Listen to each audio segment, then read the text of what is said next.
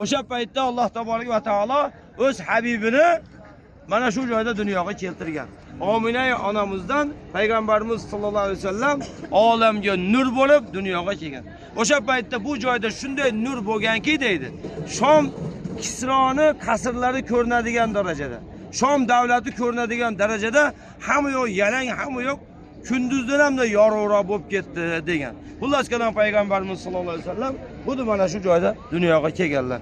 Va payg'ambarimiz sollallohu alayhi vasallam dunyoga kelishda ko'p ishlar endi bu yerda qissa qilamiz vaqt e'tibor bilan. Va Rasululloh sollallohu alayhi vasallam bu joyda yashab yurdilar.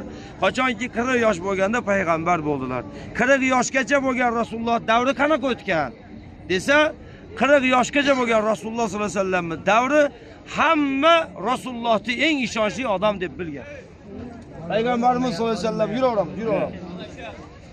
Halas, hamma Rasulullohni